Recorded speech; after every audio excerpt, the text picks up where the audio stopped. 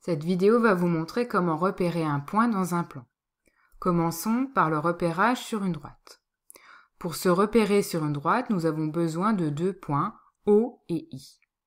Dans le repère OI, le premier point, O, est appelé origine et sera repéré par le nombre 0. Le deuxième point, I, marque l'unité sur la droite et sera donc repéré par le nombre 1.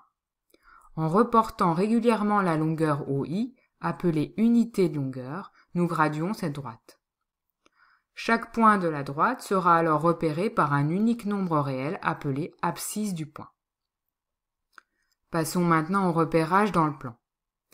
Un plan est défini par trois points non alignés. Ici, nous considérons les trois points O, I et J.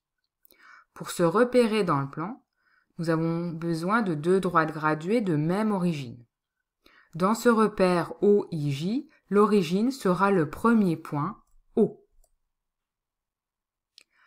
La première droite graduée sera obtenue en considérant les deux premiers points, ici O et I, et sera appelée axe des abscisses.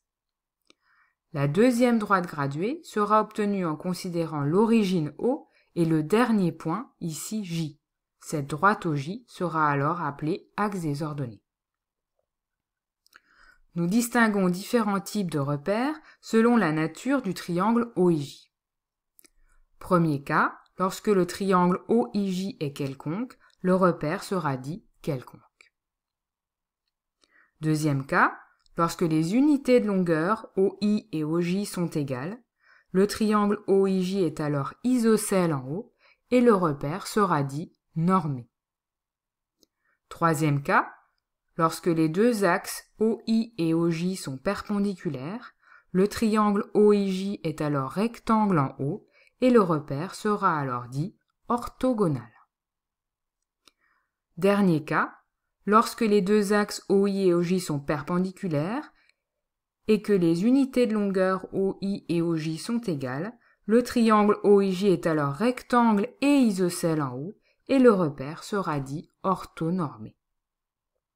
Plaçons-nous maintenant dans un repère OIJ et voyons comment lire les coordonnées du point M dans ce repère. Tout point du plan sera repéré par deux nombres réels. Les trois points OIJ définissant le repère sont repérés par les couples suivants. Le point O, origine, sera repéré par le couple 0, 0. Le point I, marquant l'unité sur l'axe des abscisses, sera repéré par le couple 1, 0. Et le point J, marquant l'unité sur l'axe des ordonnées, sera repéré par le couple 0, 1. Pour repérer concrètement le point M, nous allons d'abord tracer deux droites passant par M et chacune d'entre elles parallèle à l'un des axes. En traçant d'abord la parallèle à OJ passant par M, elle coupe l'axe OI au point XM et le nombre permettant de repérer ce point XM sur la droite graduée OI sera la première coordonnée du point M, appelée abscisse de M. Ici, nous lisons 1,2. En traçant maintenant la droite parallèle à OI passant par M, cette parallèle coupe l'axe OJ en un point YM et le nombre permettant de repérer le point YM sur l'axe OJ sera la deuxième coordonnée du point M. Ici, nous lisons 1,9. Cette deuxième coordonnée est appelée ordonnée. Les coordonnées de M sont donc 1,2, 1,9. Voyons maintenant quelques exemples. Pour lire les coordonnées du point A, nous allons nous diriger parallèlement aux axes et utiliser les unités de longueur. En se dirigeant parallèlement à l'axe OJ vers l'axe des abscisses, nous arrivons ici. Et en utilisant l'unité de longueur, nous voyons que ce point est repéré par le nombre 3.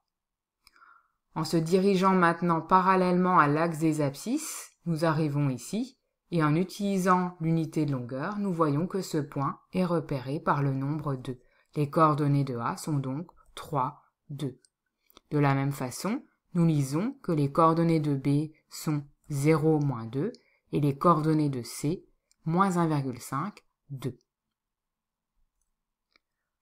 Voyons maintenant comment placer le point D de coordonnées -3, -4 dans ce repère OIJ. Nous repérons d'abord son abscisse sur la droite OI en utilisant toujours l'unité de longueur. -1, -2, -3, nous arrivons ici. En se dirigeant maintenant parallèlement à l'axe des ordonnées OJ et en utilisant l'unité de longueur, nous repérons le nombre -4. -1, -2, -3, -4. Nous arrivons ici et plaçons alors le point D.